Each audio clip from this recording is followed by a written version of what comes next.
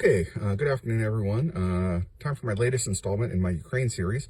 I want to try to answer another one of the fundamental questions, which is, why should you care about Ukraine? Why should anyone care about Ukraine? It is a poor country with terminal demographics, half a world away, currently involved in a knockdown, drag-out fight with the Russians, and what business is it of ours? This is a really good question. Most people say freedom, democracy, human rights, that kind of thing. That's really not why I think we should care about it. Let me give you my opinion. I know it's an opinion shared by a number of people in the national security community, but it's not an opinion that many people want to put out publicly because, you're about to kind of hear how much of a son of a gun I can really be.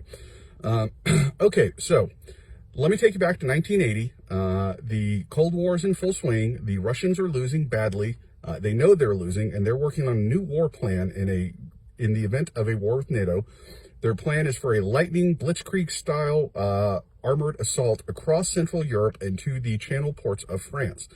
Their plan relies on a series of low-yield tactical nuclear strikes on important military installations and logistics hubs throughout Central and Northern Europe.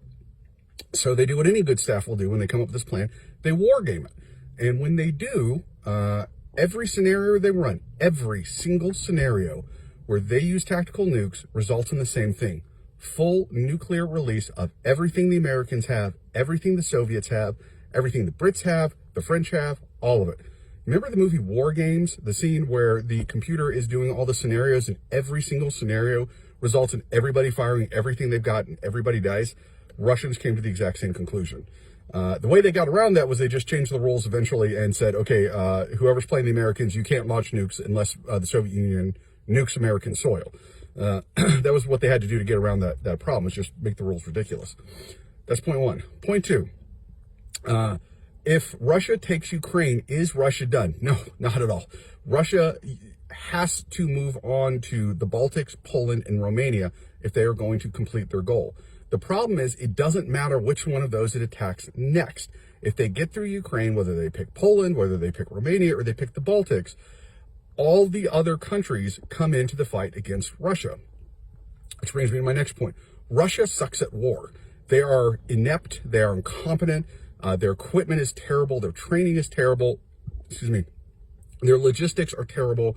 Their maintenance is largely non-existent. Their operational security is laughably bad. In almost every way you look at this, it's almost impossible how bad Russia is at this.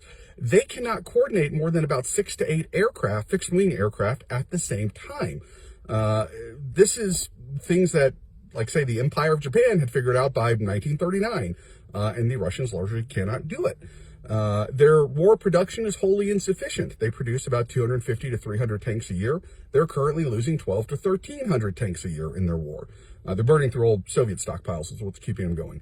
They produce 1 to 2 fixed-wing combat aircraft per year.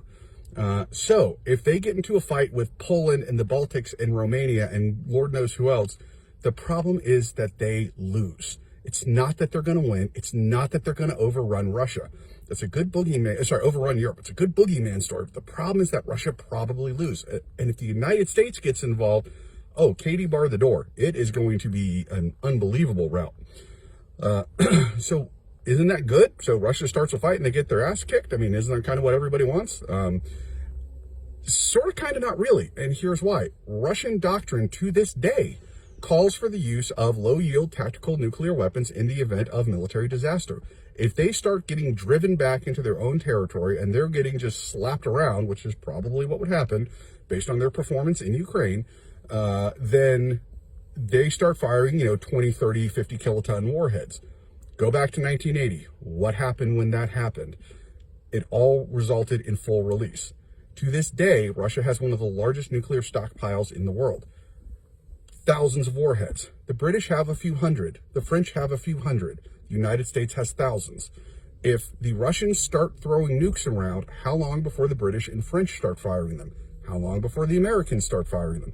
How long before the Russians fire everything they've got? And then the Americans fire everything we've got. And the French fire everything they've got. The British fire everything they've got. Next thing you know, Europe, home to a huge amount of global GDP and a huge number of people and all kinds of important manufacturing and agriculture, is now a radioactive wasteland big chunks of commodity superpower Russia are wiped out, and big chunks of the United States are wiped out, and hundreds of millions of people are dead. We can't let that happen. The reason Ukraine matters is because we have to make sure the Russian army dies in Ukraine.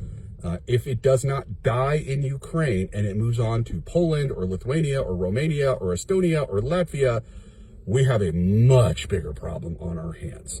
So yes, Ukraine matters, and we are getting to win this war for the bargain price of a couple $100 billion and not a single American life lost. Ukrainian blood, American and European money, and that is keeping the nukes in their silos where they belong. Thank you.